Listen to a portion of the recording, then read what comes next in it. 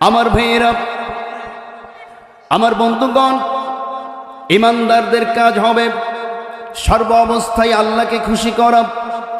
আল্লাহকে যদি আমরা খুশি করতে পারি তাহলে আল্লাহ পাক রব্বুল আলামিন তিনি বলেছেন, যে ব্যক্তি আমাকে খুশি করতে পারবে আমি আল্লাহ পাক রব্বুল আলামিন দুনিয়া এবং আখিরাতে তাকে খুশি করে দেব। কোন সুবহানাল্লাহ। আল্লাহ পাক রব্বুল আলামিন সূরাতুল আম্বিয়ার মধ্যে সুন্দর করে বলছেন, লা ইয়াহজুনুহুমুল ফাযউল আকবার ওয়া তাতালাক্কাহুমুল মালাইকা হাযা ইয়াউমুকুমুল্লাযী কুনতুম তুআদুন। জোরে বলুন আল্লাহু আকবার। লা ইয়াহজুনুহুমুল ফাযউল আকবার, প্রচণ্ড কম্পনের মাধ্যমে কিয়ামত যখন কায়েম হয়ে যাবে, কিয়ামত কায়েম হয়ে যাওয়ার পরে সমস্ত মানুষ হাই হুতাশ করা শুরু করে দিবে, দৌড়াদৌড়ি শুরু করে দিবে, বাঁচার জন্য ইয়া নফসি বলে চিৎকার করা শুরু করে দিবে। কিন্তু আল্লাহ বলছেন, লা ইয়াহজুনুহুমুল ফাযাউল আকবার, এই বিরাট ভয়ঙ্কর দিনও কিছু মানুষ আছে তাদের কোনো চিন্তা থাকবে না, কোনো ভয় থাকবে না। আল্লাহু আকবার বলেন। ওয়া তাতালাক্কাহুমুল মালাইকা, তারা নিশ্চিন্তে ঘোরাঘুরি করবে, নির্ভয়ে হাঁটাহাঁটি করবে, চলাচল করবে এবং ফেরেশতাদের সঙ্গে আলাপচারিতায় লিপ্ত হয়ে যাবে। কোন সুবহানাল্লাহ। ফেরেশতারা তাদেরকে ডাক দেয়া বলবে, ও আল্লাহর প্রিয় বান্দারা, দুনিয়ার বুকে তোমরা নিজেদের প্রবৃত্তির অনুসরণকে দূরে সরিয়ে দিয়া, দুনিয়ার বুকে তোমরা নিজেদের নফসের তাবেদারি বাদ দিয়া, নিজের খুশিকে ত্যাগ করে কেবলমাত্র আল্লাহ পাক রব্বুল আলামিনকে খুশি করার জন্য চেষ্টা করেছ। আজ আল্লাহ তোমাদের জন্য খুশি হয়ে গিয়েছেন। হাযা ইয়াউমুকুমুল্লাযী কুনতুম তুআদুন। জোরে বলুন আল্লাহু আকবার। আল্লাহ তোমাদের সাথে যেই ওয়াদা করেছিলেন সেই ওয়াদা পালনের দিনটা আজকে চলে এসেছে। যেহেতু দুনিয়ায় থাকতে তোমার নিজের ইচ্ছা বাদ দিয়ে আল্লাহকে খুশি করেছো, এবার আল্লাহ পাক রব্বুল আলামিন তোমাদেরকে খুশি করে দিবেন। কোন সুবহানাল্লাহ। আল্লাহ পাক কেমনে খুশি করবেন?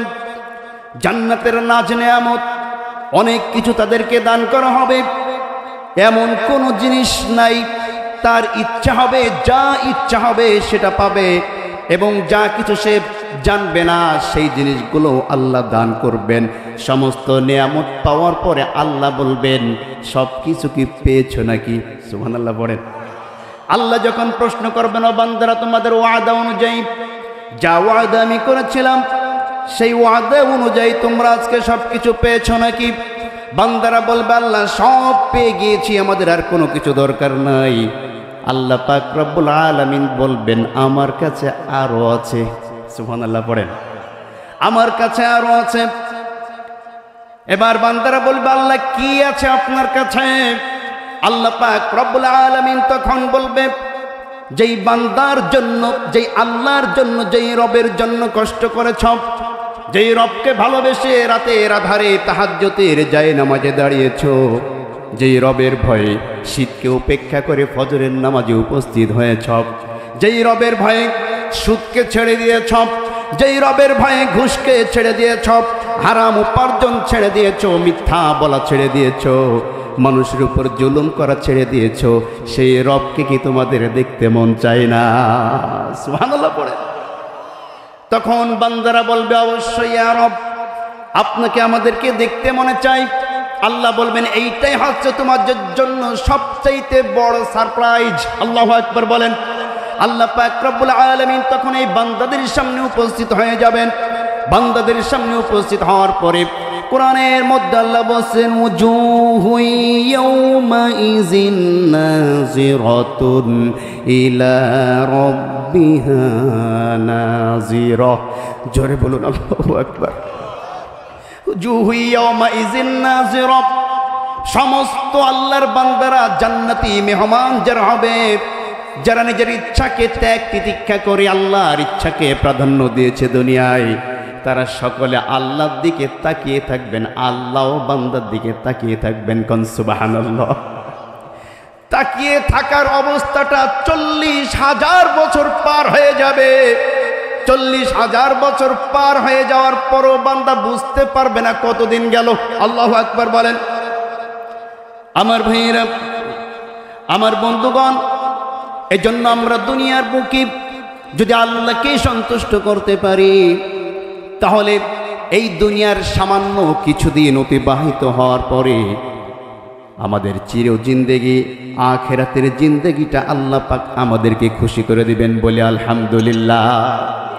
আমার ভাইয়েরা, আমার বন্ধুগণ, এজন্য আমাদেরকে আল্লাহ পাক রব্বুল আলামিন এই পৃথিবীর বুকে যে উদ্দেশ্য নিয়ে পাঠিয়েছেন, সেই উদ্দেশ্যকে সামনে নিয়ে আমাদেরকে চলতে হবে। এই পৃথিবীর বুকে আল্লাহ পাক রব্বুল আলামিন 2টা উদ্দেশ্যে মানুষ পাঠিয়েছেন। কয়টা উদ্দেশ্য? আসতে বলবেন না, কয়টা? 2টা উদ্দেশ্যে মানুষ পাঠিয়েছেন। 1 নম্বর উদ্দেশ্য আল্লাহ বলছেন, মা খালাকুতুল জিন্না ওয়াল ইনসা ইল্লা লিয়াবুদুন। জোরে বলুন আল্লাহু আকবার। মানব এবং জিনকে আমি আল্লাহ সৃষ্টি করেছি, একমাত্র উদ্দেশ্য হচ্ছে এই মানুষ এবং জিন কেবলমাত্র শুধুমাত্র ইবাদত করবে কার? আসছে বলবেন না, ইবাদত করবে কার? যদি আল্লাহর ইবাদত করতে হয়, আল্লাহ পাক বলছেন আমার ইবাদত যদি করো, তাহলে একমাত্র আমারই ইবাদত করতে হবে। ওয়ালা তুশরিকু বিহি শাইআ ওয়া'বুদুল্লাহা ওয়ালা তুশরিকু বিহি শাইআ। একমাত্র আমি আল্লাহর ইবাদত করবে। আমি আল্লাহ ছাড়া এই মাথাটা মুসলমান অন্য কারো কাছে নত করতে পারে না। কথা বলেন ঠিক কিনা? আমার ভাইয়েরা, আল্লাহর ইবাদতের মধ্যে কোনো শিরিক করা যাবে না। যদি কোনো বান্দা আল্লাহর ইবাদতের মধ্যে শিরিক করে, আল্লাহ পাক বলেন, ওয়া মাই ইউশরিক বিল্লাহি ফাকাদ হারামাল্লাহু আলাইহিল জান্নাহ ওয়া মা'ওয়াহুমুন নার ওয়া মা লিয-যালিমিনা মিন আনসার। জোরে বলুন আল্লাহু আকবার। নিশ্চয়ই যারা নাকি আমি আল্লাহর সাথে শিরিক করবে, আমি আল্লাহর আইন বাদ দিয়া মানুষের তৈরি করা আইনের কাছে মাথা নত করে দেবে, আমি আল্লাহর সংবিধান বাদ দিয়ে মানুষের তৈরি করা সংবিধানের কাছে মাথা নত করবে, আমি আল্লাহকে বাদ দিয়ে অন্য মানুষকে সিজদা করবে, ফাকাদ হারামাল্লাহু আলাইহিল জান্নাহ, নিশ্চয়ই ওই ব্যক্তির জন্য জান্নাত হারাম হয়ে যায়। ওয়া মা'ওয়াহুন নার, এবং জাহান্নাম ওই ব্যক্তির জন্য ওয়াজিব হয়ে যায়। বলে নাউজুবিল্লাহ। আমার ভাইয়েরা, এজন্য 1 নম্বর আমাদের যে উদ্দেশ্য করে পাঠানো হয়েছে, সেটি হচ্ছে কেবলমাত্র শুধুমাত্র ইবাদত করতে হবে কার? আল্লাহর সাথে ইবাদতে কাউকে শরীক করা যাবে কখনো যাতে শরীক না হয়। আমার ভাইয়েরা, 2 নম্বর যে উদ্দেশ্যে আল্লাহ আমাদেরকে পাঠিয়েছেন, আল্লাহ বলছেন, ওয়া ইয ক্বালা রাব্বুকা লিল মালাইকাতি ইন্নী জাইলুন ফিল আরদি খলিফা ক্বালু আতাজআলু ফিহা মান ইউফসিদু ফিহা ওয়া ইয়াসফিকুদ দিমা ওয়া নাহনু নুসাব্বিহু বিহামদিকা ওয়া নুকদ্দিসু লাক ক্বালা ইন্নী আ'লামু মা লা তা'লামুন। জোরে বলুন আল্লাহু আকবার। ওয়া ইয ক্বালা রাব্বুকা, তোমাদের রব যখন তোমাদেরকে বলেছিলেন, ইন্নী জাইলুন ফিল আরদি খলিফা, আমি আমার পক্ষ থেকে পৃথিবীর বুকে প্রতিনিধি পাঠাবো, আমার দায়িত্ব দিয়ে, আমার পক্ষ থেকে কিছু কাজ দিয়া, কিছু দায়িত্ব দিয়া পৃথিবীর বুকে আমি খেলাফত প্রতিষ্ঠিত করার জন্য প্রতিনিধি পাঠাবো। তখন ফেরেশতারা জবাব দিল, কেমন প্রতিনিধি আপনি পাঠাবেন? ইতিপূর্বেও তো আপনি প্রতিনিধি পাঠিয়েছিলেন, আতাজআলু ফিহা, সেখানে তারা ঝগড়াঝাটি করেছে, মাই ইউফসিদু ফিহা, সেখানে তারা স্বৈরাচারিতা করেছে, ওয়াসফিকুদ্দিমা এবং একে অপরকে খুন করেছে, রক্তি করেছে। ওয়া নাহনু নুসাব্বিহু বিহামদিক, এর চাইতে তো ভালো আমরাই তো আপনার প্রশংসা করি। আপনি যদি প্রতিনিধি এই উদ্দেশ্যে পাঠান যে তারা আপনার তাসবিহ তাহলিল পাঠ করবে, আমরা তো আছি আপনার তাসবিহ তাহলিল পাঠ করার জন্য, কেন তাদেরকে আবার পাঠাবেন? আল্লাহ পাক রব্বুল আলামিন বললেন, ইন্নী আ'লামু মা লা তা'লামুন। জোরে বলুন আল্লাহু আকবার। আমি কি উদ্দেশ্যে পাঠাবো, কেনই বা পাঠাবো, এটা আমি ছাড়া তোমরা তেমন কেউ কিছুই জানো না। আল্লাহু আকবার বলেন। অবশ্যই আমি পাঠাবো প্রতিনিধি।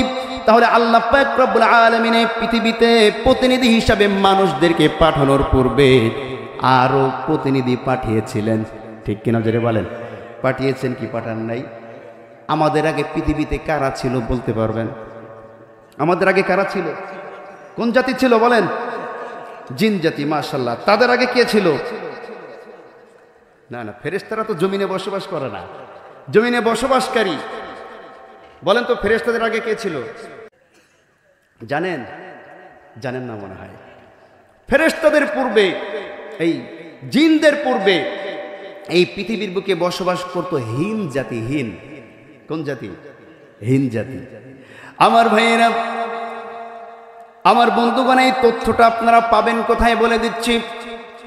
ইসলামী বিশ্বকোষ, কথা কি বুঝতে পেরেছেন?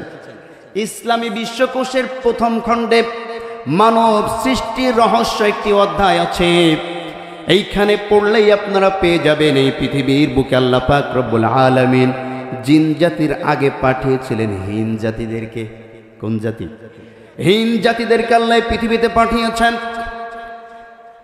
এই হিন জাতিরা বেশ কিছুদিন আল্লাহর হুকুম মোটামুটি ভাবে পালন করার পরে যখন তারা এই জমিনের বুকে স্বৈরাচারিতা শুরু করে দিল, ফিতনা ফাসাদ শুরু করে দিল, আল্লাহ পাক রব্বুল আলামিন কোরআনের মধ্যে সুন্দর করে বলছেন, ওয়াল্লাহু লা ইউহিব্বুল কওমাল ফাসিকিন। জোরে বলুন আল্লাহু আকবার।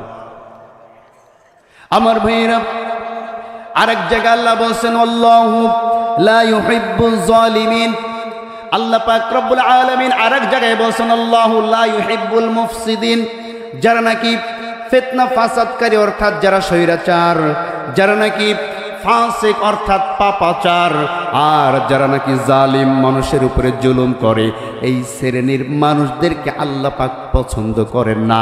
আর কোনো বাগানের বুকে আপনি একটা নিজের বাগান সাজিয়েছেন, এই বাগানের মধ্যে যদি অপছন্দনীয় কোনো ফুল থাকে অথবা কোনো পচা ফুল থাকে যেইটা দেখতে আপনার বাগানটাকে নষ্ট করে ফেলে, এই ফুলকে আপনার বাগানে আপনি রাখেন নাকি? আছে বলবেন না, রাখেন নাকি? আমার ভাইরা, আল্লাহ পাক রব্বুল আলামিন বলছেন, এই পৃথিবীতে যারা নাকি মানুষের উপর জুলুম করবে, যারা নির্যাতন করবে, যারা স্বৈরাচারী হয়ে যাবে, আল্লাহ পাক রব্বুল আলামিন এই জাতিকে দমন করার জন্য ওই স্থানে আরেকটা জাতি পাঠিয়ে তাদেরকে দমন করে দেবে। কোন সুবহানাল্লাহ।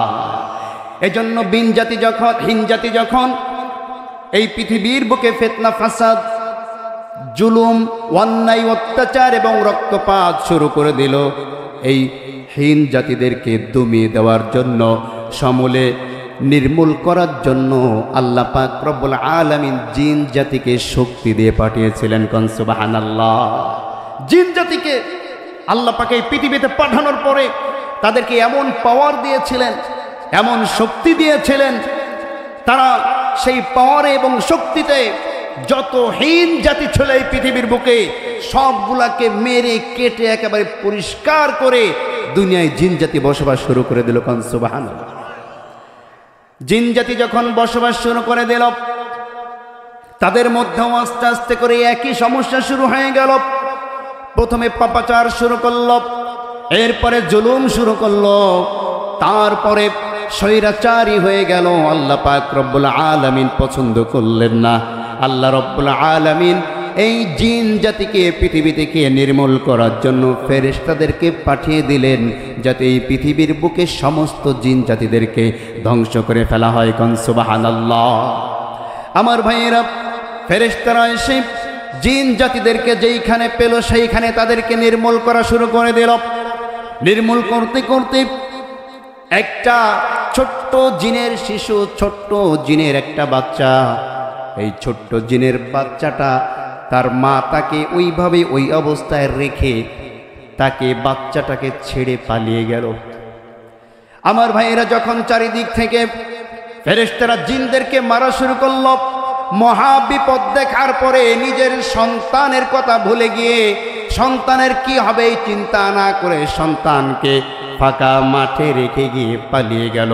আমার ভাইরা, এইভাবে মহা বিপর্যয় যখন শুরু হয়, আল্লাহর পক্ষ থেকে এক দলকে দিয়ে আর এক দলকে যখন দমন করা শুরু হয়ে যায়, ওই সময় সেই জাতির যে রাহাবার থাকে, সেই জাতির যে দলনেতা থাকে, সেই দলনেতা নিজের জান নিয়ে পলায়। তার জনগণের কি হবে এই চিন্তা ভাবনা সে করতে পারে না। ঠিক কিনা জোরে বলে? আমার ভাইয়ের ওই ছোট্ট জিনের বাচ্চাটাকে যখন ফেলে দিয়ে চলে গেল, হযরত জিবরিল আলাইহিস সালাম তিনি এসে দেখলেন যে ছোট্ট একটা শিশু, ছোট্ট বাচ্চা, কি বা অপরাধ আছে এই বাচ্চাটার? পৃথিবীতে আর কোনো জিন নাই, যারা ছিল সকলে কেউ পানির তলে, কেউ পাহাড়ের গুহার মধ্যে আশ্রয় নিল। সমস্ত জিন মেরে শেষ, যারা এদিক সেদিক লুকিয়ে ছিল তারা লুকিয়ে আছে। এবার এই বাচ্চাটাকে নিয়ে তিনি কি করবেন, কোথায় রাখবেন? এই বাচ্চাটাকে নিয়ে তিনি আল্লাহ দরবারে চলে গেলেন। বললেন,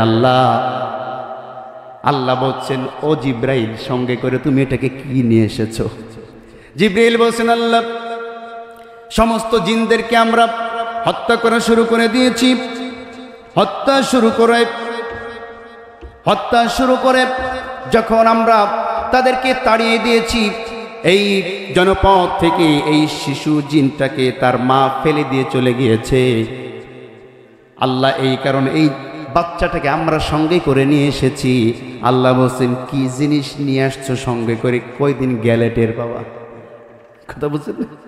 কি যে সঙ্গে করে নিয়ে আসছো, কয়দিন গেলে টের পাবা। তবে হ্যাঁ, এই বাচ্চাকে যদি তুমি লালন পালন করতে চাও, তাহলে 7 তবক জমিনের নিচে নিয়ে তাকে লালন পালন করো এবং তাকে তোমার পক্ষ থেকে তুমি শিষ্টাচার শিক্ষা দিবে, লেখাপড়া শিখাবে।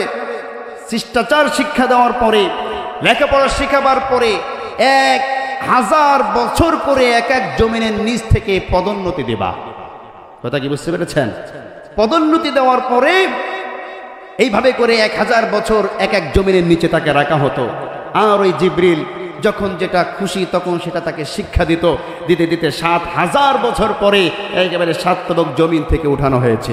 উঠিয়ে তাকে রাখা হয়েছে ফেরেশতালয়ে। কোথায়? ফেরেশতালয়। ফেরেশতারা যেইখানে থাকে সেইখানে রাখা হলো।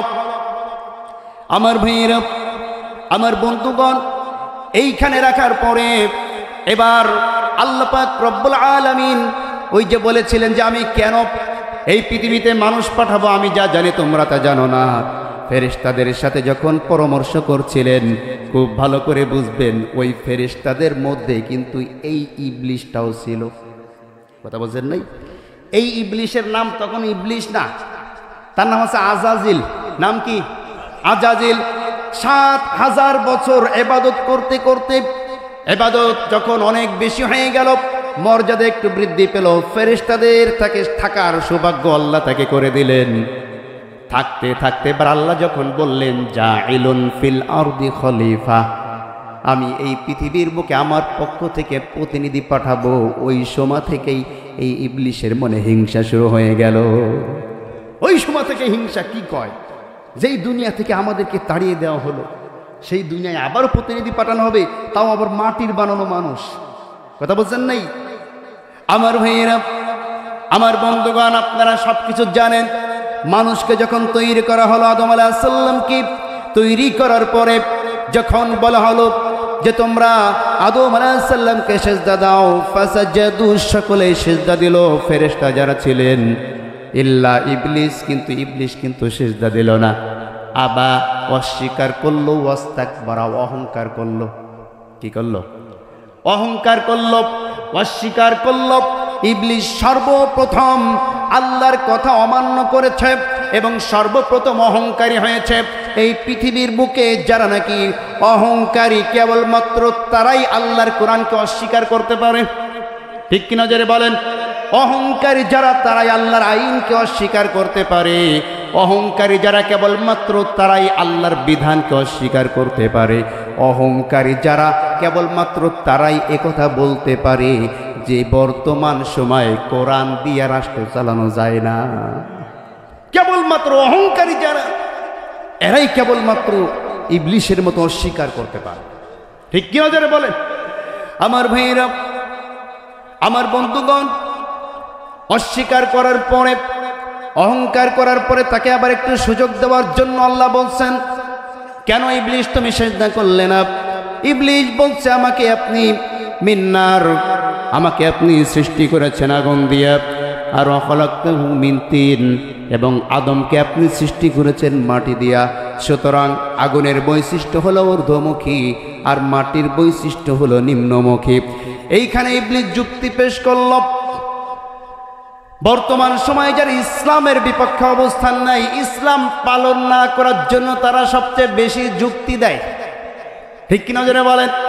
যুক্তি দিয়া ইসলাম পালন থেকে বিরত থাকার চেষ্টা করে। আমার ভাইয়েরা, শুধু তাই নয়, নিজেরা যখন দলীয় কাজের জন্য মানুষের কাছ থেকে চাঁদা নেয়, দলীয় কার্যক্রম চালানোর জন্য মানুষের কাছ থেকে অর্থ উপার্জন সংগ্রহ করে, ঠিক তেমনিভাবে যখন ইসলামী কোনো দল দলীয় কার্যক্রম সম্পাদন করার জন্য, ওয়াজ মাহফিলের জন্য, বিভিন্ন প্রোগ্রামের জন্য চাঁদা তোলে, অর্থ উপার্জন করে, ওই সময় বলছে যে এইটা একটা ভাউতাবাজি। কি বাজি? এইটা একটা ভাউতাবাজি। আবার বলতে বলতে এমনও কথা বলে ফেলেছে যে কোরআন দিয়া ভাউতাবাজি করে। নাউজুবিল্লাহ পড়েন। আমার ভাইয়েরা, আমার বন্ধুগণ, এই যে যুক্তি এবং তর্ক উপস্থাপনা করে, আবার তর্ক করার জন্য চ্যালেঞ্জ করে, এটা এক নম্বর কাজ হচ্ছে ইবলিস মার্কা কাজ। ইবলিশও ইসলামের বিপক্ষে, আল্লাহর হুকুমের বিপক্ষে তর্কে লিপ্ত হয়েছিল। কথা বলেন ঠিক কিনা? আমার ভাইয়েরা, আমার বন্ধুগণের জন্য ইসলামের বিষয়ে আমরা কোনো প্রকার যুক্তি এবং তর্কের দিকে যাব না। ইসলাম পালনের ক্ষেত্রে আল্লাহ যা কিছু বলেছেন সব কিছু আমরা মেনে নেব। এটা কিন্তু নতুন কোনো কথা নয়। এটা কিন্তু যুগ যুগ ধরে কাফের এবং মুশরিকরা ইসলাম যারা পালন করে তাদের বিপক্ষে বলেছে কি বলে নাই? আল্লাহ নবী সাল্লাল্লাহু আলাইহি ওয়াসাল্লাম দাওয়াতি কাজ প্রসার করার জন্য, ইসলামের প্রচার এবং প্রসার ঘটানোর জন্য তিনি যখন মানুষদেরকে বললেন, তোমরা জান এবং মাল কুরবান করো, জীবন দিয়ে সময় দিয়ে আল্লাহর রাস্তায় ব্যয় করবে এবং অর্থ ব্যয় করে ইসলামকে ত্বরান্বিত করবে, এই কথা বলার সঙ্গে সঙ্গে হযরত আবু বকর সিদ্দিক রাদিয়াল্লাহু তাআলা আনহু ইহুদিরা যেইখানে বসবাস করে সেইখানে চলে গেলেন। তার সামনে একজন মুসলমানকে বলছেন, তুমি আল্লাহর রাস্তায় সদকা করো, আল্লাহ তোমাকে অনেক মাল দিয়েছেন, সম্পদশালী করেছেন। তখন ইহুদি একজন পাশে দাঁড়িয়ে বলছে, তোমাদের আল্লাহ এবং মুহাম্মদ হচ্ছে ফকির, খালি মানুষের কাছে টাকা চায়। নাউজুবিল্লাহ করেন। তোমাদের মুহাম্মদ এবং আল্লাহ হচ্ছেন ফকির, এই কারণে আমাদের কাছে টাকা চাই, আমরা টাকা দেই, আমরা হচ্ছে ধনী। নাউজুবিল্লাহ পড়েন।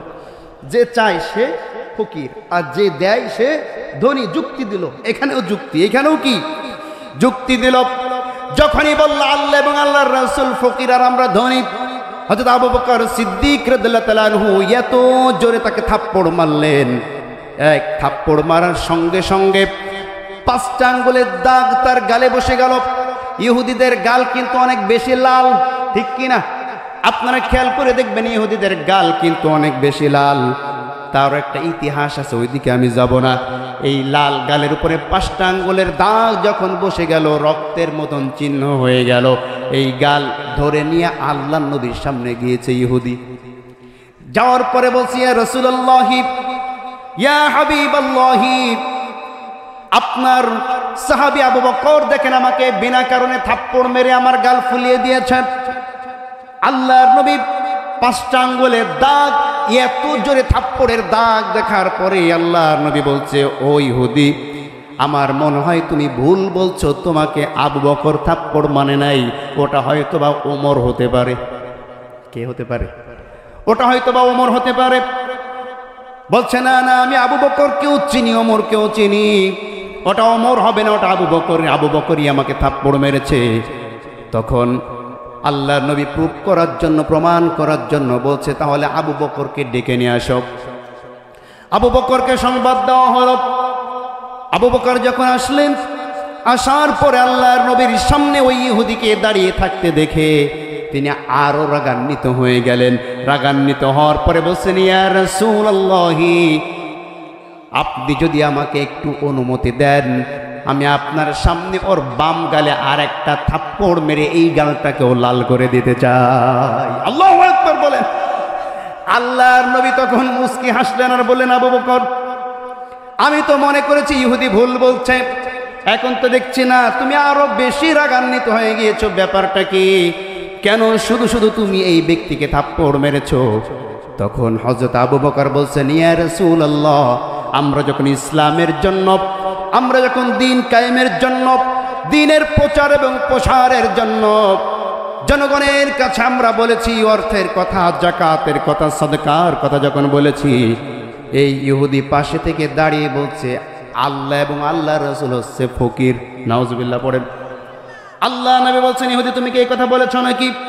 ইহুদি বলছেন, না না, আমি এই কথা বলি নাই। কারণ ইহুদিরা, মুশরিকরা সবচেয়ে বেশি মিথ্যাবাদী।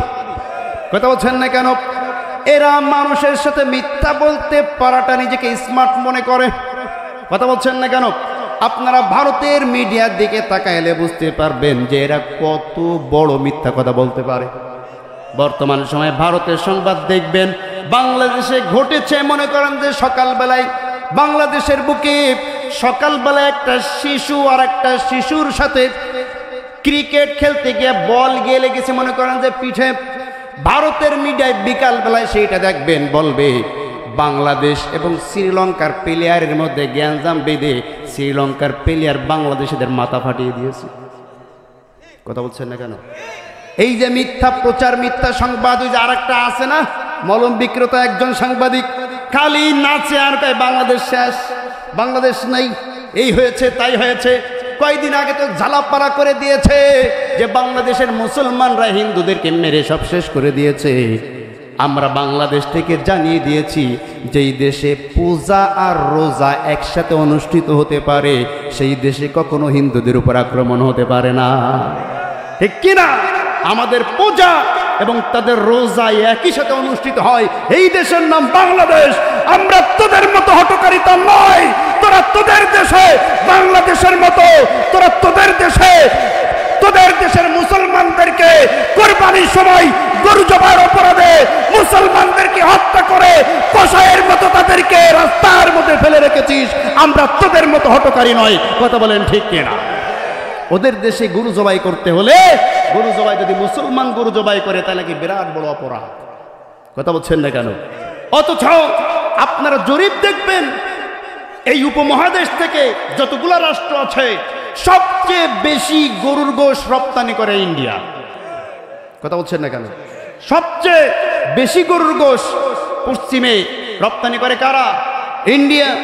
তাহলে বোঝা গেল যে গরু মুসলমানরা জবাই দিলে ওরা যেই দোহাইটা দেয়, এটা মিথ্যা দোহাই দিয়া, মিথ্যা অজুহাত দিয়া মুসলমানদের ধর্ম পালনে বাধা দেওয়ার জন্যই এই পায়চারা তারা চালায়। কথা বলেন ঠিক কিনা? এরাই আমাদের সমাজে এসে মুসলমান, আমাদের বাংলাদেশের মুসলমানদের বিরুদ্ধে মিথ্যা অপবাদ দেয় যে আমরা নাকি হিন্দুদেরকে ধর্ম পালন করতে দেই না। আরে মিয়া, তোদের দেশের হিন্দুরাও এত আনন্দের সহিত পুজো উদযাপন করতে পারে না যত আনন্দের সহিত বাংলাদেশের হিন্দুরা পুজো উদযাপন করতে পারে। কথা বলেন ঠিক কিনা? আমার ভাইয়েরা, এই জন্য এরা জাতিগতভাবে মিথ্যাবাদী। ঠিক কিনা? এরা স্বভাবগতভাবে মিথ্যাবাদী। এই জন্য যখনই বলল, ইয়া রাসূলুল্লাহ, আমি মিথ্যা বলছি না, আমি সত্য বলছি, আবু বকর শুধু শুধু আমাকে মেরেছে, আমি এই কথা বলি নাই। সঙ্গে সঙ্গে আল্লাহ পাক রব্বুল আলামিন আসমান থেকে জানিয়ে দিলেন, ও নবী, লাকাদ সামিআল্লাহু কাওলাল্লাযিনা ক্বালু ইন্নাল্লাহা ফাকীরুন ওয়া নাহনু আগনিয়া। জোরে বলুন আল্লাহু আকবার। লাকাদ সামিআল্লাহু, তোমার রব শুনতে পেয়েছে। আল্লাহু আকবার বলেন। কে শুনতে পেয়েছে? তোমার রব শুনতে পেয়েছে। কওলাল্লাযিনা ক্বালু, নিশ্চয়ই ওই মুশরিকরা, ওই বেঈমানরা, ইহুদির বাচ্চারা বলেছে, ইন্নাল্লাহা ফাকির, নিশ্চয়ই আল্লাহ হচ্ছে ফকির, ওয়া নাহনু আগনিয়া, এবং আমরাই হচ্ছে ধনী। বলি নাউজুবিল্লাহ। আল্লাহর পক্ষ থেকে ফায়সালা চলে আসলো। এজন্য ঈমানদারদের পক্ষে ফায়সালা দেন কে? আসতে বলবেন না কে? সুতরাং আমরা সকলে ঈমানদার হব। রাজি আছেন? রাজি আছেন? রাজি আছেন কারা কারা? হাত তুলে দেখান। লিল্লাহি তাকবীর, লিল্লাহি তাকবীর। আল কোরআনের আলো, আল হাদিসের আলো, তোমার নেতা আমার নেতা বিশ্বনবী মুস্তাফা। হাত নামান, হাত নামান, বলে আলহামদুলিল্লাহ। আমি আপনাদের সামনে তেলাওয়াত করেছি সূরাতুন নাজিয়াত থেকে। কোন সূরা? সূরাতুল নাজিয়াত। এই সূরার 34 নম্বর আয়াত থেকে আমি একটু তেলাওয়াত করেছি আপনাদের সামনে। একটু যদি সুযোগ দেন, একটু যদি সময় দেন, এই আয়াতগুলিকে সামনে নিয়ে কিছু কথা বলতে চাই। একটু কি সময় দেওয়া যাবে? যেহেতু আমি উঠেছি একটু দেরি করে, নামি যদি একটু দেরি করে, অসুবিধা কি হবে? বেশি সময় তার মানে এই নয় যে আপনাদেরকে নিয়ে অনেকক্ষণ কষ্ট দেব, তা নয়। অল্প কিছুক্ষণ কিছু শিক্ষামূলক কথা বলেই আমি আলোচনার এটি টানব। কথা কি বুঝতে পেরেছেন? এই সূরাটি নাজিল হয়েছে মক্কায়। কোথায় নাজিল হয়েছে? মক্কায় নাজিল হয়েছে। 46টি আয়াত। এই সূরাটির মধ্যে 2টা রুকু আছে। এই নাজিয়াত ওয়ান নাজিয়াত প্রথম আয়াত থেকে এই সূরাটির নামকরণ করা হয়েছে। নাজিয়াত শব্দের অর্থ হচ্ছে ফেরেশতা। সুবহানাল্লাহ পড়েন।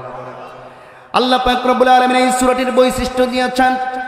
সর্বপ্রথম এই সূরার প্রথমে আল্লাহ পাক ফেরেশতাদেরকে নিয়ে শপথ করেছেন। এরপরে আমাদেরকে মূসা এবং ফেরাউনের কিছু কথা আমাদের সামনে তুলে ধরে স্বৈরাচার জালিমদের শেষ পরিণতি কি হয় এই বিষয় সম্বন্ধে জানানোর পরে এবার আমাদেরকে আল্লাহ সংশোধন হতে বলছেন। কাদেরকে? আমাদেরকে আত্মশুদ্ধি করতে বলছেন। আল্লাহ বলছেন, ফাইজা জাআতিত তাম্মাতুল কুবরা ইয়াওমা ইয়াতাযাক্কারুল ইনসানু মা সাআ। জোরে বলুন আল্লাহু আকবার। ফাইজা জাআতিত তাম্মাতুল কুবরা, যখন তোমাদের সামনে সবচেয়ে বড় ভয়ঙ্কর ঘটনা সংঘটিত হয়ে যাবে, তার মানে কিয়ামত যখন তোমাদের সামনে সংঘটিত হয়ে যাবে, মহাপ্রলয় যখন তোমাদের সামনে সংঘটিত হবে। মহাপ্রলয় সম্বন্ধে আপনারা কি বোঝেন? আল্লাহ পাক রব্বুল আলামিন বলেন, আল কারিআতু মাল কারিআ ওয়া মা আদরাকা মাল কারিআ। তোমরা কি জানো কারিআটা কি? কারিআটা হচ্ছে ইয়াউমা ইয়াকুনুন নাসু কাল ফারাশিল মাবসুস ওয়া তাকুনুল জিবালু কাল ইহনিল মানফুশ। জোরে বলুন আল্লাহু আকবার। এই মহাপ্রলয় যখন সংগঠিত হবে বিকট আওয়াজের মাধ্যমে, তখন মানুষ এবং পাহাড় পর্বত সমূহ তুলার ন্যায় উড়তে থাকবে। তুলাকে যখন পেটানো হয়, তুলা ধুনা করা হয়, এই তুলা পেটানোর সময় দেখবেন তুলার মধ্য থেকে ছোট্ট ছোট্ট কণা বাহির হয়ে উড়তে থাকে। দেখেছেন না? তুলা যখন মানে ইয়ে করে আর কি, যে পিটায় না তুলা, হ্যাঁ, তুলা ধুনা করে, হ্যাঁ, এই সময় ওই যে তুলার উপর দেওয়া যেই আপনার বালু কণার মতন যেইভাবে উড়তে থাকে, এই তুলা ধুনার মতো ফেরেশ এই মানুষ এবং পাহাড় পর্বত সমূহ এইভাবে তুলার মতো উঠতে থাকবে। বলেন আল্লাহু আকবার। আমার ভাইয়েরা, এই কঠিন সময় যখন শুরু হয়ে যাবে, আল্লাহ পাক রব্বুল আলামিন সংক্ষেপে আমাদেরকে নিয়ে আসছেন, ইয়াউমা ইয়াতাযাক্কারুল ইনসানু মা সাআ। মানুষ, তুমি দুনিয়ার বুকে যে যা করেছো, ভালো কাজ করেছো নাকি মন্দ কাজ করেছো, আল্লাহ পাক রব্বুল আলামিন সব কিছু তোমাদের সামনে উপস্থিত করে দিবে। সব উপস্থিত হয়ে যাবে। কে কোথায় কি করেছে, কার বিরুদ্ধে অবস্থান নিয়েছে, কোথায় বসে মানুষের বিরুদ্ধে চক্রান্ত করেছে, ইসলামের বিরুদ্ধে পরিকল্পনা করেছে, কাকে ক্ষতি করার জন্য চেষ্টা করেছে, কাকে হত্যা করার জন্য চেষ্টা করেছে, কয়জনকে হত্যা করেছে, সব কিছু আল্লাহ পাক রব্বুল আলামিন কঠিন কিয়ামতের ময়দানে হাজির করে তার সামনে পেশ করবেন। বলেন সুবহানাল্লাহ। আমার ভাইয়েরা, যা করেছ সব কিছু তোমার সামনে উপস্থিত হবে। শুধু তাই নয়, আমরা যখন নিজেরা কিয়ামতের ময়দানে উঠব, ওঠার পর আল্লাহ বলবেন তুমি কি কি কাজ করেছো সব কিছু তুমি নিজে বলো। তোমার হাতে একটা কাগজ দেওয়া হবে, আপনার আমার হাতে একটা আমলনামা দেওয়া হবে। আমলনামা দেওয়ার পর আল্লাহ বলছেন ইকরা কিতাবাকা কাফা বিনাফসিকাল ইয়াউমা আলাইকা হাসিবা। জোরে বলুন আল্লাহু আকবার। পড়ো তোমার এই কিতাব, এই তোমার আমলনামা, এটা নিজে তুমি পড়ো। আজকে তোমার আমলনামা পড়ার জন্য তুমি নিজেই যথেষ্ট। তুমি কি করেছো নিজের মুখে স্বীকৃতি দাও। তখন সে ব্যক্তি আমলনামা দেখার পরে বলবে আল্লাহ এই আমলনামা তো আমার না। কি বলবে? তারা অস্বীকার করবে। ওয়াকুলুল মুজরিমিন, যারা নাকি অপরাধী ছিল তারা অস্বীকার করবে এবং এই আমলনামা দেখে তারা আশ্চর্য হয়ে যাবে আর বলবে মা ইউগাদিরু সগীরাতান ওয়ালা কাবীরাতান ইল্লা আহসাহা। জোরে বলুন আল্লাহু আকবার। এটা আবার কেমন কিতাব? মালি হাযাল কিতাব, এটা আবার কেমন আমলনামা, কেমন কিতাব আমাকে দেওয়া হলো? লা ইউগাদিরু সগীরাতান, ছোট্ট ছোট্ট যে অপরাধ করেছি, যেইগুলাকে অপরাধ মনে করি নাই, ছোট্ট ছোট্ট কাজ করেছি যেইগুলাকে কিছু মনেই করি নাই, যে এই ছোট অপরাধ আবার ধরার মধ্যে নাকি এইগুলাও লেখা আছে। আর বড় বড় যেই অপরাধ করেছি তাও দেখছি লেখা আছে। এটা আবার কেমন কিতাব? অস্বীকার করবে যেই কিতাব আমার নয়। আল্লাহ পাক রব্বুল আলামিন তখন সাক্ষী হাজির করবেন। কি হাজির করবেন? সাক্ষী হাজির করবেন। কি সাক্ষী হাজির করবেন? আল্লাহ বলছেন যে আমি তোমার দুই কাঁধে দুইজন ফেরেশতা সর্বাবস্থায় সিসি ক্যামেরা লাগিয়ে রেখেছিলাম। ঠিক কি নজরে বলেন?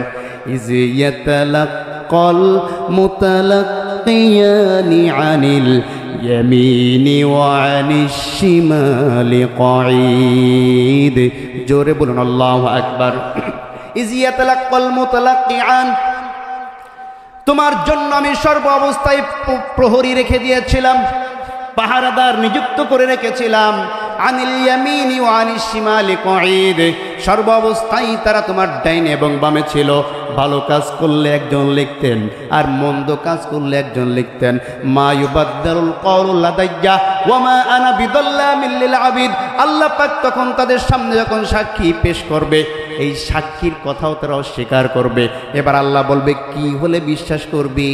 এবার ওই সমস্ত অপরাধীরা বলবে আল্লাহ এমন সাক্ষী হাজির করেন যেই সাক্ষী যদি আমাদের বিরুদ্ধে সাক্ষী দেয় আমরা তার বিরুদ্ধে অভিযোগ দিতে পারবো না।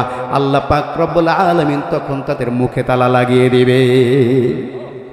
মুখের মধ্যে তালা লাগিয়ে দিয়া আল্লাহ বলছেন আল ইয়াউমা নাখতিমু আলা আফওয়াহিহিম ওয়া তুকাল্লিমুনা আইদিহিম ওয়া তাশহাদু আরজুলুহুম বিমা কানু ইয়াকসিবুন।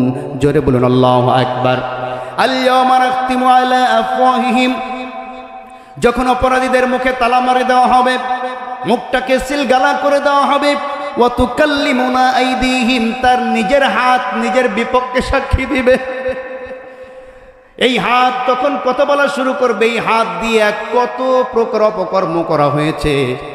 মানুষ যত অপকর্ম করে তার প্রধান সাক্ষী হচ্ছে দুই হাত।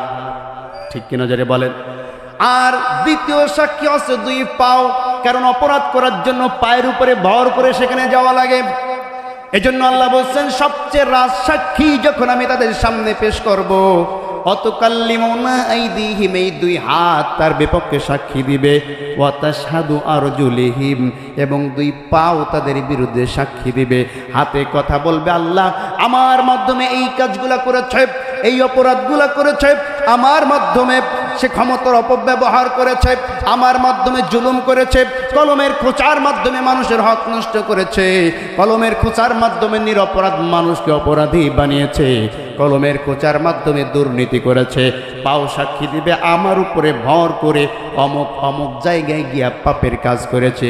এই সাক্ষী যখন পেশ করা হবে তখন তার আর কোনো কিছু বলার থাকবে না, বা ক্রুদ্ধ হয়ে যাবে, লাঞ্ছনা এবং অপমান তার উপরে ছেয়ে আসবে, বলে নাউজুবিল্লাহ।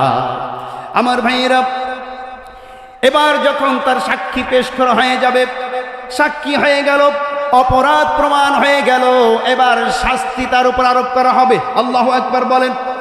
অপরাধ যখন প্রমাণ হয়ে যাবে, আল্লাহ পাক রব্বুল আলামিন বলেন ওয়া বুরিজাতিল জাহিমু লিমাইয়ারা। জোরে বলুন আল্লাহু আকবার। যখন অপরাধ প্রমাণিত হয়ে যাবে তখন তাদের সামনে জাহান্নাম উপস্থিত করা হবে। জাহান্নাম তাদের সামনে উপস্থিত হয়ে যাবে। জাহান্নাম উপস্থিত হওয়ার পরে জাহান্নামের গর্জন তাদের সামনে চলে আসবে এবং সর্বপ্রথম যেই বিচার করা হবে, আল্লাহ নবী বলেন কিয়ামতের ময়দানে সর্বপ্রথম হত্যার বিচার করা হবে। নাউজুবিল্লাহ পড়েন। এবং সবচাইতে লাঞ্ছিত অপমানিত হবে যারা হবে জালিম। ঠিক কি নজরে বলেন? সর্বপ্রথম কিসের বিচার করা হবে? আসছে বলবেন না কিসের? হিসাব নেওয়ার সময় আগে নামাজে হিসাব নেওয়া হবে, আর বিচার করার সময় আগে হত্যার বিচার করা হবে। এই দুইটা মনে রাখবেন। কি কথাকে বুঝতে পেরেছেন? হিসাব যখন নেওয়া হবে তখন আগে কিসের হিসাব? আউয়ালু মা ইউহাসাবু বিহিল আবদু ইয়াউমাল কিয়ামাতিস সালাত। কিয়ামতের ময়দানে সর্বপ্রথম বান্দার নামাজের হিসাব নেওয়া হবে, আর বিচার যখন শুরু হবে আল্লাহ পাক রব্বুল আলামিন বলেন ওয়া ইজাল মাউউদাতু সুইলাত বিআইয়ি যামবিন কুতিলাত। জোরে বলুন আল্লাহু আকবার। আল্লাহ বলবেন, ওই অপরাধীদেরকে সামনে ডাক দেয়া বলবেন যে কেন তাকে হত্যা করেছিলি? হত্যাকারীকে প্রশ্ন করা হবে, তুমি কেন তাকে হত্যা করেছ? কেন তুমি তাকে একটা নিষ্প্রাণ মানুষ, একটা নিষ্পাপ মানুষকে তুমি হত্যা করে ফেললে? এই হত্যার বিচার আগে করা হবে। এই পৃথিবীর বুকে যারা হত্যাযজ্ঞ চালিয়েছে, যারা শাপলা চত্বরে হত্যাযজ্ঞ চালিয়েছে, যারা নাকি পিলখানায় হত্যাযজ্ঞ চালিয়েছে, যারা 7 খুনের মাধ্যমে হত্যাকার্য চালিয়েছে, যারা 24 জুলাই অভ্যুত্থানে হত্যাকার্য চালিয়েছে, যারা বিভিন্নভাবে গ্রেনেড হামলার মাধ্যমে হত্যাযজ্ঞ চালিয়েছে, আল্লাহর কসম করে বলছি এই দুনিয়ায়ও বিচার হবে, আখিরাতে আদালতেও তাদের হত্যার বিচার করা হবে। কথা বলেন ঠিক কিনা? আমার ভাইয়েরা, 2 নম্বরে সবচাইতে বেশি লাঞ্ছিত এবং অপমানিত হবে জালিমরা। কারা? জালিমরা। আল্লাহ পাক রব্বুল আলামিন সুন্দর করে বলছেন ওয়াকতারাবাল ওয়াদুল হাক্কি ফাইযা হিয়া শাখিসাতুন আবসারুল্লাযিনা কাফারু ইয়া ওয়াইলানা قد كنا في غفلة من هذا بل كنا ظالمين। জোরে বলুন আল্লাহু আকবার। ওয়াকতারাবাল ওয়াদুল হক। যখন আল্লাহর সত্য ওয়াদা প্রকাশিত হয়ে যাবে, কিয়ামত কায়েম হয়ে যাবে, ফাইযা হিয়া শাখিসাতুন আবসার। লাঞ্ছিত এবং অপমানিত হবে যারা ছিল জালিম।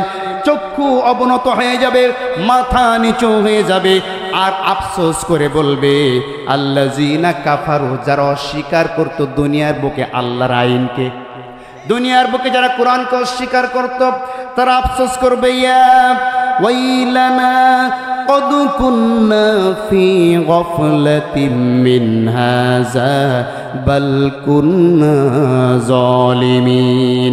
ইয়া ওয়াইলানা, হায় আফসোস, কি কাজ করলাম, কেন এমনটা আমরা করেছি।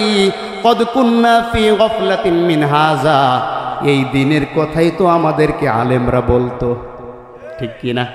এই অপরাধের শাস্তির কথাই তো আলেমরা আমাদেরকে বলতো, এই বিচার কার্যের কথাই তো আলেমরা আমাদেরকে বলতো, কিন্তু ফি গফলাতিন মিন হাযা, তাদের কথা আমরা কোনো ভ্রুক্ষেপ করতাম না, তাদের কথা আমরা শুনতাম না। বাল কুন্না জালিমিন, যেই জালিমদের কথা বলা হতো, এখন তো দেখছি আমরাই তো ছিলাম সেই জালিম। বলে নাউজুবিল্লাহ। আমার ভাইয়েরা, আমার বন্ধুগণ, এই অবস্থা যখন শুরু হয়ে যাবে, জাহান্নাম যখন তাদের সামনে উপস্থিত করা হবে, জাহান্নামের মধ্য থেকে বিরাট ভয়ঙ্কর আওয়াজ আসতে থাকবে, বলে নাউজুবিল্লাহ। এত ভয়ঙ্কর আওয়াজ জাহান্নামীদের কানের মধ্যে যখন এই আওয়াজ পৌঁছে যাবে, আতঙ্কে তারা অর্ধেক মারা যাবে, কিন্তু পুরোপুরি মরবে না। আমার ভাইয়েরা, মৃত্যুর ভয় তাদের চলে আসবে, মৃত্যু কামনা করবে। আল্লাহ বলছেন, তাকাদু তামাইয়াজু মিনাল গায়জি কুল্লামা উলকিয়া ফিহা ফাওজুন সাআলাহুম খাযানাতুহা আলাম ইয়াতিকুম নাযীর। জোরে বলুন আল্লাহু আকবার। তাকাদু তামাইয়াজু মিনাল গায়জ, জাহান্নামের কঠিন আযাব যখন তাদের সামনে চলে আসবে, ভয়াবহ অবস্থা যখন তৈরি হয়ে যাবে, কুল্লামা উলকিয়া ফিহা ফাওজুন, যখন তাদেরকে উল্টামুখী করে জাহান্নামের মধ্যে নিক্ষেপ করা হবে, সাআলাহুম খাযানাতুহা, ওই জাহান্নামের দ্বাররক্ষী ফেরেশতা যারা থাকবে তারা প্রশ্ন করবে, আলাম ইয়াতিকুম নাযীর, তোমাদের কাছে কি কখনো কোনোদিন কোনো সতর্কবাণী পৌঁছায় নাই? কোনো সতর্ককার কি তোমাদের কাছে আসে নাই? কেন তোমরা এই জাহান্নামের মধ্যে আসলে? তখন তারা বলবে, বালা কদ জাআনা নাযীর, এসেছিল আমাদের সামনে, কিন্তু কি হয়েছে? ফাকাযাবনা, আমরা তাদেরকে মিথ্যা প্রতিপন্ন করেছি, তাদের বিরুদ্ধে অবস্থান নিয়েছি। ওয়াকুলনা মা নাযালাল্লাহু মিন শাই, এবং আমাদের সামনে যা কিছু তারা বর্ণনা করত, যা কিছু আল্লাহর তরফ থেকে তারা তেলাওয়াত করত, সব কিছুকে আমরা অস্বীকার করেছি। আহারে, আমরা যদি লাউ কুন্না নাসমাউ আও নাআকিলু মা কুন্না ফি আসহাবিস সাঈর, আহারে আমরা যদি শুনতাম, লাউ কুন্না নাসমাউ, আমরা যদি কোরআনের কথাগুলো শুনতাম, আও নাআকিলু, এবং সেইগুলাকে উপলব্ধি করতাম, মা কুন্না ফি আসহাবিস সাঈর, আমাদের আজকে এই জাহান্নামের কাছে আসতে হতো না। তারা আফসোস করবে, কিন্তু কোনো লাভ হবে নাকি? কোনো লাভ কি হবে? কোনো লাভ হবে না। আল্লাহ বলছেন, ওয়াবুরিজাতিল জাহিমু লিমান ইয়ারা, তারা ওই কঠিন জাহান্নামের মধ্যে তাদের শাস্তিগুলাকে দেখতে পাবে, কি কি শাস্তি দেওয়া হবে সব কিছু তাদেরকে দেখানো হবে, বলে নাউজুবিল্লাহ। এবার আল্লাহ বলছেন, কারা জাহান্নামে যাবে খুব ভালো করে বুঝবেন, এই কঠিন শাস্তি কারা পাবে। ফাআম্মা মান তাগা ওয়া আসারাল হায়াতাদ দুনিয়া ফাইন্নাল জাহিমা হিয়াল মাওয়া। জোরে বলুন আল্লাহু আকবার। ফাআম্মা মান তাগা, যারা নাকি এই দুনিয়ার বুকে আল্লাহ দ্রোহী হয়ে গিয়েছে, যারা এই দুনিয়ায় আল্লাহর সাথে বিদ্রোহ ঘোষণা করেছে, এই দুনিয়ার বুকে যারা নাকি পাপী হয়ে গিয়েছে, আর ওয়া আসারল হায়াতাদ দুনিয়া, দুনিয়ার জিন্দেগিকে যারা প্রাধান্য দিয়েছে, দুনিয়ার জিন্দেগিকে যারা প্রাধান্য দিয়া আখিরাতকে ভুলে গিয়েছে, আল্লাহর হুকুমকে অমান্য করেছে, আল্লাহ বলেন ফাআম্মা মান তাগা ওয়া আসারাল হায়াতাদ দুনিয়া, যারা দুনিয়ার জিন্দেগিকে প্রাধান্য দিয়া আখিরাতকে ভুলে গিয়েছে, আল্লাহর হুকুমকে অমান্য করেছে, তাদের জন্যই কঠিন জাহান্নাম প্রস্তুত করে রাখা হয়েছে, বলে নাউজুবিল্লাহ। আমার ভাইয়েরা, প্রথমে বলেছিলাম কঠিন কিয়ামতের ময়দানে ভয় থাকবে না তাদের, যারা নাকি দুনিয়ার জিন্দেগিকে প্রাধান্য না দিয়ে দুনিয়াতে আল্লাহর হুকুমকে প্রাধান্য দিয়েছে, ঠিক কিনা? দুনিয়ায় নিজেদের খুশির কথা চিন্তা না করে আল্লাহকে সন্তুষ্টি করার জন্য চিন্তা করেছে। আল্লাহ পাক রব্বুল আলামিন কিয়ামতে তাদেরকে খুশি করে দিয়েছে। আর দুনিয়ায় যারা দুনিয়ায় সন্তুষ্ট থেকেছে, আখেরাতের প্রতি সন্তুষ্ট ছিল না, আখেরাতে আল্লাহ তাদের প্রতি অসন্তুষ্ট হয়ে জাহান্নাম তাদের জন্য প্রস্তুত রেখেছে, বলে নাউজুবিল্লাহ। এবার আল্লাহ পাক রব্বুল আলামিন বলেন, وَأَمَّا مَنْ خَافَ مَقَامَ رَبِّهِ وَنَهَى النَّفْسَ عَنِ الْهَوَى فَإِنَّ الْجَنَّةَ هِيَ الْمَأْوَى। জোরে বলুন আল্লাহু আকবার। وَأَمَّا مَنْ خَافَ, যারা নাকি আল্লাহকে ভয় করেছে, মাকামা রাব্বিহি, এবং আল্লাহর সামনে দাঁড়াইতে হবে।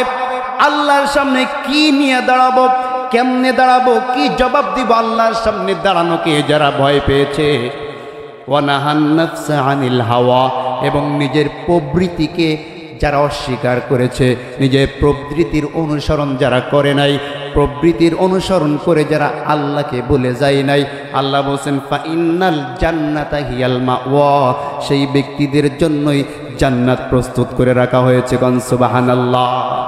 আল্লাহর সামনে আপনাকে আমাকে দাঁড়াইতে হবে, এটাকে বিশ্বাস করেন? বিশ্বাস হয়? আল্লাহ পাক রব্বুল আলামিন আমাদেরকে বলছেন, যারা নাকি এই কথা বিশ্বাস করে, যারা নাকি বিশ্বাস করে আমি আল্লাহর সামনে দাঁড়াইতে হবে, তাদেরকে দুইটা উদাহরণ দেওয়া হয়েছে, তাদেরকে দুইটা কাজ করতে হবে। কয়টা কাজ? দুইটা কাজ।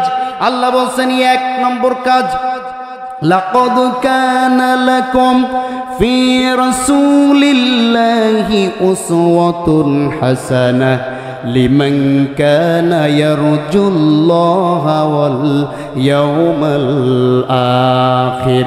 জোরে বলুন আল্লাহু আকবার। যারা নাকি আমি আল্লাহর সামনে দাঁড়ানোকে ভয় পাই, তাদের কাজ হচ্ছে লাকাদ কানা লাকুম ফি রাসূলিল্লাহি উসওয়াতুন হাসানাহ। তারা যাতে আদর্শ হিসাবে পৃথিবীর কাউকে আদর্শ না মেনে, আদর্শ হিসাবে একমাত্র কেবলমাত্র আমার নবী জনাবে মুহাম্মদ রাসূলুল্লাহ সাল্লাল্লাহু আলাইহি ওয়াসাল্লামকে আদর্শ হিসাবে গ্রহণ করে নেয়। কোন সুবহানাল্লাহ। তাহলে আল্লাহর সামনে দাঁড়াইতে হবে, এটা যদি বিশ্বাস করেন, তাহলে এক নম্বর কাজ আমাদেরকে কি করতে হবে? আল্লাহর রাসূলের আদর্শ আমাদেরকে ধারণ করতে হবে। ঠিক কি না? আল্লাহর নবী যেমনি কথা বলেছেন তেমনি মানুষের সাথে কথা বলতে হবে। আল্লাহর নবী যেমনি খাবার খেয়েছেন তেমনি আপনাকে আমাকে খাবার খেতে হবে। আল্লাহর নবী যেভাবে ব্যবসা করেছেন সেইভাবে ব্যবসা করতে হবে। আল্লাহর নবী যেভাবে রাষ্ট্র চালিয়েছেন সেইভাবে রাষ্ট্র চালাইতে হবে। আল্লাহর নবী যেভাবে পোশাক পরেছেন সেইভাবে পোশাক পরতে হবে। কথা বলছেন না কেন? আমার ভাইয়েরা, কিন্তু আমাদের পোশাক ইংলিশদের পোশাকের মতো হয়, আমাদের পোশাক সিনেমার নায়ক নায়িকাদের মতো হয়, আমাদের চুল কাটাটা হয় রোনাল্ডোর মতো। কিসের মতো? রোনাল্ডোর মতো। কিছুদিন আগে স্কুলের মধ্যে ফুটবল খেলার আয়োজন করা হয়েছে, প্রাইমারি স্কুলে। আমি স্কুলের মধ্যে খেলা দেখতে গিয়েছি, দেখি একজনের চুল এই মাঝখান দিয়ে নাই। কথা, তোমার চুল এমন কেন? বলছে হুজুর রোনাল্ডো কাটি, রোনাল্ডো কাটি। কথা কি বুঝতে পেরেছেন? না না না যুবক, তোমার তো রোনাল্ডোকে অনুসরণ করার কথা নয়, তুমি তো চুল কাটতে হলে কাটবে রাসূলুল্লাহকে অনুসরণ করে। ঠিক কি না? অনেকে প্যান্টের এইখান থেকে ছিঁড়া প্যান্ট পরে, প্রশ্ন যদি করা হয় তোমার প্যান্টের এইখান থেকে ছিঁড়া কেন, বলে সাকিব খান এই প্যান্ট পরে। কি খান? সাকিব খানের প্যান্ট এইখান থেকে ছিঁড়া। তোমার অনুসরণীয় তো সাকিব খান হতে পারে না, তোমার অনুসরণীয় হবে আল্লাহর রাসূলুল্লাহর অনুসরণ। রাসূলুল্লাহ সাল্লাল্লাহু আলাইহি ওয়াসাল্লাম এই সমস্ত ছিঁড়া প্যান্ট কখনো পরে নাই, টাকনুগিরার নিচে কখনো কাপড় পরে নাই, বরঞ্চ টাকনুগিরার নিচে কাপড় পরাকে হারাম বলা হয়েছে। ঠিক কি না? টাকনুগিরার নিচে কাপড় পরা হারাম। তাহলে আল্লাহর রাসূলকে অনুসরণ করতে হলে তার মতোই পোশাক পরতে হবে। আর আল্লাহর রাসূলকে যদি মহিলারা অনুসরণ করতে চায়, রাসূলের বিবিগণ যেমনি পোশাক পরেছে, মা বোনদেরকেও ঠিক তেমনি ভাবে পোশাক পরতে হবে। ঠিক কি না? কিন্তু আমাদের সমাজে দেখা যায় মা বোনদের মধ্যে এমন মানুষ আছে যারা নবীদের স্ত্রীদেরকে অনুসরণ না করে ইন্ডিয়ান সিরিয়াল দেখে ওই সিরিয়ালের কোন নায়িকা কোন জামা পরে ওই জামা নিয়ে স্বামীর সাথে ঝগড়া। কথা বলছেন না কেন? কিছুদিন আগে দেখলাম পাখি জামা নিয়ে গ্যাঞ্জাম বেঁধে ডিভোর্স পর্যন্ত হয়েছে। হয়েছে কি হয় নাই? পাখি জামা দেয় নাই স্বামী, ব্যাস ওই স্বামীর কাছে থাকবো না, পাখি জামা দিল না কেন?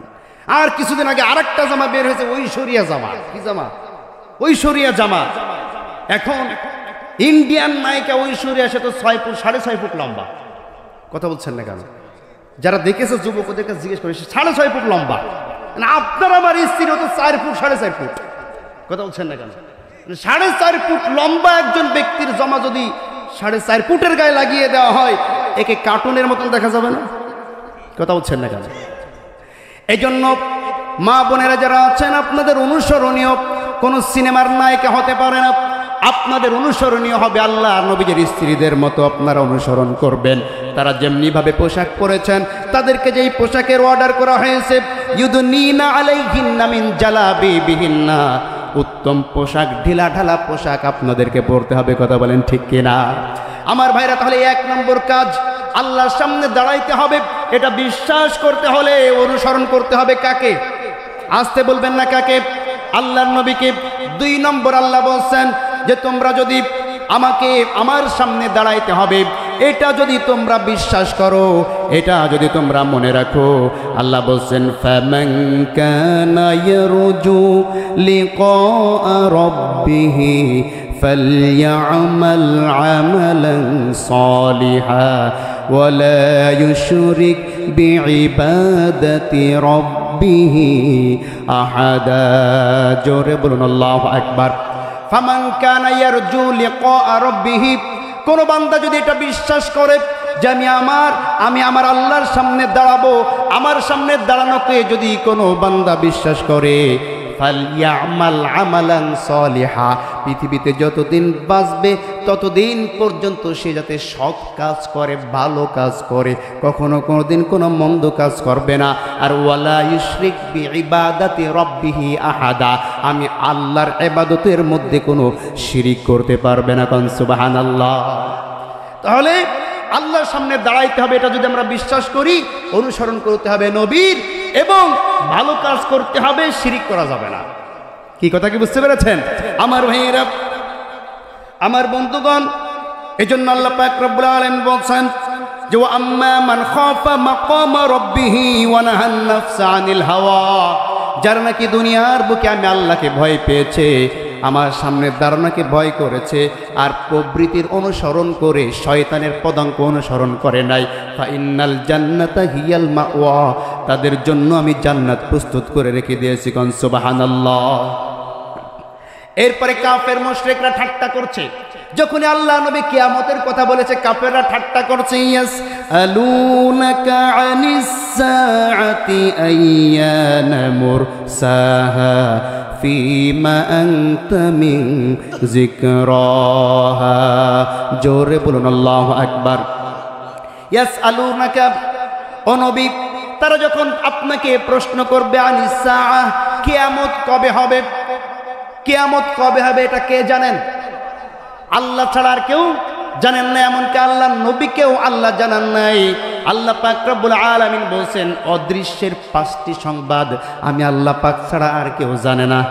1 নম্বর, কিয়ামত কবে সংঘটিত হবে, এটা একমাত্র আল্লাহ ছাড়া আর কেউ জানে না। কোন সুবহানাল্লাহ। আমি আল্লাহ ছাড়া কেউ জানে না। তোমাকে যখন প্রশ্ন করা হবে আনিস সাআহ আইয়ানা মুরসাহা, কবে কিয়ামত সংঘটিত হবে, তুমি তাদেরকে বলে দাও কিয়ামতের বিষয়ে আল্লাহ ছাড়া আর কেউ বলতে পারে না। ফিমা আনতা মিন যিকরাহা, আমি তো কেবলমাত্র তোমাদেরকে জানিয়ে দিলাম যে কিয়ামত হবে। বিশ্বাস করলে ভালো, বিশ্বাস না করলে তোমরাই বিপদের মধ্যে পড়বে। ঠিক কি না নবী? তোমাকে আমি লাঠি দিয়া পাঠাই নাই, মানুষকে পিটাইয়া ইসলামের মধ্যে ঢুকাবা এই দায়িত্ব তোমাকে দেওয়া হয় নাই। তোমাকে দেওয়া হয়েছে তুমি মানুষকে দাওয়াত দিবে, মানুষকে আহ্বান জানাবে, মানুষকে ভালো কথা শোনাবে। লাস্তা আলাইহিম বিমুসাইতির, লাঠি দিয়া তোমাকে পাঠাই নাই। কথা কি বুঝতে পেরেছেন? আমাদের কাজ হচ্ছে আপনাদেরকে দাওয়াত দেওয়া। গ্রহণ করলে আপনি জান্নাত পাবেন, গ্রহণ না করলে জাহান্নামে যেতে হবে। জান্নাতের রাস্তা এবং জাহান্নামের রাস্তা পরিষ্কার। যার ইচ্ছা হয় সে জান্নাতের রাস্তায় চলবে, আর যার ইচ্ছা হবে সে জাহান্নামের রাস্তায় চলবে, অন্য কাউকে দোষারোপ করতে পারবে না। কথা বলেন ঠিক কিনা? এবার আল্লাহ পাক রব্বুল আলামিন বলেন ইন্নামা আনতা মুনজিরু মান ইয়াখশাহা কাআন্নাহুম ইয়াওমা ইয়ারাউনাহা লাম ইয়ালবাসু ইল্লা আশিয়াতান আও দুহাহা। জোরে বলুন আল্লাহু আকবার। ইন্নামা আনতা মুনজিরু মান ইয়াখশাহা, ও নবী, তোমাকে শুধুমাত্র ভয় প্রদর্শন করার জন্য এবং সতর্ক করানোর জন্যই আমি পাঠিয়েছি। তুমি ভয় প্রদর্শন করতে থাকো আর তাদেরকে সতর্ক করতে থাকো। যখন দেখবে কান্নাহুম, যখন তারা দেখবে ইয়াউমা ইয়ারাউনাহা, এই কিয়ামত সংগঠিত হয়ে গিয়েছে, তাদের বিচার শুরু হয়ে গিয়েছে, তাদের গজব শুরু হয়ে গিয়েছে, এটা যখন তারা দেখবে তখন লাম ইয়ালবাসু, তখন তারা মনে মনে চিন্তা করবে আর বলবে ইল্লা আশিয়াতান আও দুহাহা, হাই হাই আমাদের অপরাধটা কি ছিল, কি করেছি, 17 বছর কি করেছে ভুলে গিয়ে এখন ওইখানে বসে বসে বলছে কি এমন অপরাধ করেছি যে ভেঙে ফেলা হলো। কথা বলছে না, কি এমন কাজ করেছে যে 32 নম্বর ভেঙে দেওয়া হয়েছে। কথা বলেন, কি এমন অপরাধ করেছি যে আমাকে তাড়িয়ে দিতে হলো। আল্লাহ সে কথাই বলছেন যে যখন তাদের সামনে গজব চলে আসবে, গজব তারা যখন দেখতে পাবে, কিয়ামত যখন সংগঠিত হয়ে যাবে, তারা বলবে কি এমন অপরাধ করেছি, আমরা তো কিছুই করি নাই। আশিয়াতান আও দুহাহা, এক সকাল আর এক বিকেলই তো আমরা ছিলাম, আমরা তো অল্প কয়দিন ছিলাম, ভেতরে কি করেছি তার কিছুই মনে নাই। ঠিক কিনা জোরে বলেন, সামান্য কয়দিন পৃথিবীতে ছিলাম, আমরা কি এমন করেছি যে এখন আমাদের এই অপরাধ সহ্য করতে হবে। আল্লাহ পাক তখনই তাদের সামনে অপরাধের লিস্টগুলাকে পেশ করে দিবে। এই যে পিলখানা হত্যা, এই যে হেফাজতের হত্যা, এই যে অমুক হত্যা, তমুক হত্যা, এই যে জুলুম, এই যে আয়না ঘর, এই সব কিছু দেখ আর বল অপরাধ করেছিস কি করিস। ঠিক কিনা জোরে বলেন। এজন্য আমরাও যাতে ওই জালিমদের অন্তর্ভুক্ত না হয়ে যাই, যে যেখানে আছে সেইখান থেকেই আপনি পিতা হিসাবে যাতে সন্তানের উপর জুলুম না করেন, আপনি স্বামী হিসাবে স্ত্রীর প্রতি যাতে আপনার জুলুম না হয়ে যায়, সন্তান হিসাবে পিতামাতার প্রতি যাতে আপনার জুলুম না হয়ে যায়, শিক্ষক হিসাবে ছাত্র ছাত্রীদের প্রতি যাতে জুলুম না হয়ে যায়, সমাজপতি হিসাবে সমাজের সাধারণ জনগণের প্রতি যাতে জুলুম না হয়ে যায়। কারণ আল্লাহ পাক রব্বুল আলামিন 1 নম্বরে জালিমদেরকে সবচেয়ে বেশি অপছন্দ করে। কথা কি বুঝতে পেরেছেন? এই জন্য আসুন আমরা যদি আখিরাতে আদালতে আমাদের অবস্থানটা সুন্দর করতে পারি, আখিরাতে আদালতে আমাদের অবস্থানটা জান্নাতমুখী করতে পারি, তাহলে এই দুনিয়ায় নিজেদের ইচ্ছা প্রবৃত্তি আশা আকাঙ্ক্ষা সব কিছুকে কুরবানি দিয়া কেবলমাত্র আল্লাহকে সন্তুষ্টি করার জন্য কাজ করতে হবে। রাজি আছেন সবাই? রাজি আছেন সবাই? আল্লাহ পাক রব্বুল আলামিন আমাদের সকলকে দুনিয়ার বুকে আল্লাহকে সন্তুষ্টি করার কাজ করে যাওয়ার তৌফিক দান করুন। আমরা সকলে বলে আমিন। ওয়া আখির দাওয়ানা আনিল হামদুলিল্লাহি রাব্বিল আলামিন। আসসালামু আলাইকুম ওয়া রাহমাতুল্লাহি তাআলা ওয়া বারাকাতুহু।